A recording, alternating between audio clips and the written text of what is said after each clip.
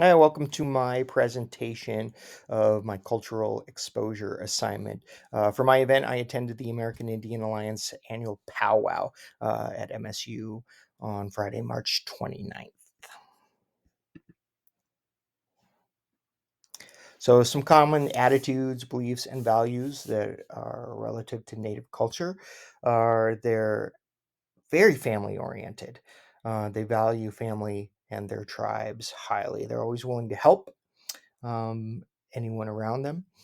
They emphasize a deep respect for nature and all living things. Values such as endurance of suffering, respect for others, and non-interference are central. Spirituality is a very important part of daily life, and it's intricately woven into the fabric of just about everything they do, especially songs and traditions. Um, Most of the tribes share a belief in the Great Spirit and very focused on honoring their ancestors.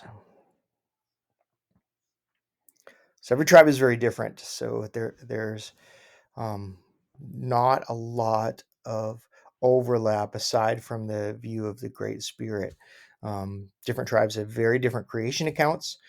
Dancing and drums are even though there's different dances and different styles of drumming, like those two things are are something that is very homogenous across different tribes.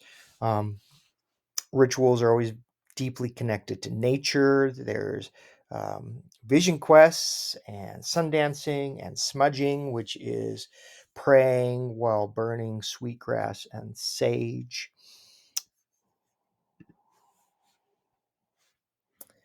So, oppression. I had a long conversation with Daniel Strom, who's a member of the Crow tribe, about the expression of different ways that he experiences oppression still.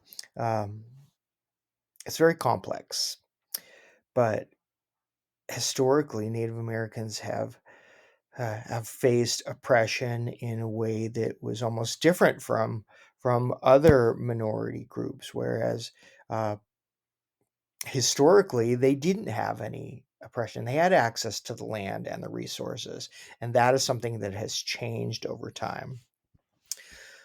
Systemic discrimination and violence has led to significant socioeconomic disadvantages and cultural disruption.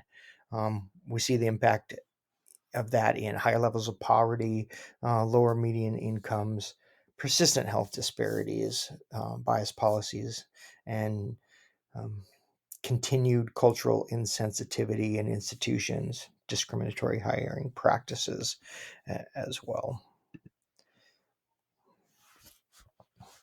So this was the 48th annual American Indian Council Pow Wow. It's a huge celebration of Native American culture. It's free and open to the public. Featured over 500 dancers and 26 drums. Attracted more than 1,000 people.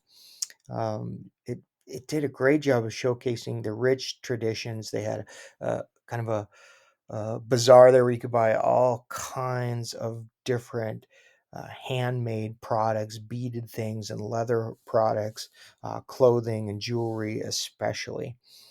Um, it takes about a whole year to plan this by the American Indian Council. They did a really good job.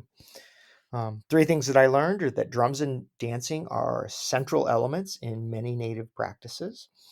Always done to drum beats, the dancing is. Every tribe has its own creation story. The most believe in a creator, and that Native Americans still suffer from oppression. So, which counseling theories have been validated as effective with this group? Um, Nothing really specific, though cognitive behavioral therapy and ACT have been showed if they're uh, culturally adapted to be fairly effective among these people groups. And that means incorporating and integrating more traditional spiritual practices in addition to those Western theories. So some of the specific practical applications are that we need to incorporate Native um, traditions, storytelling, the ceremonial things, and whatnot.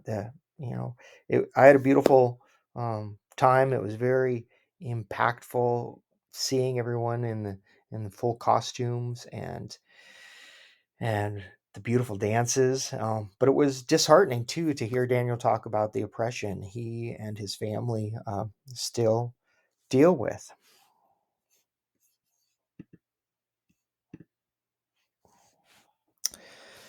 And that's the end of my presentation. Thanks for listening.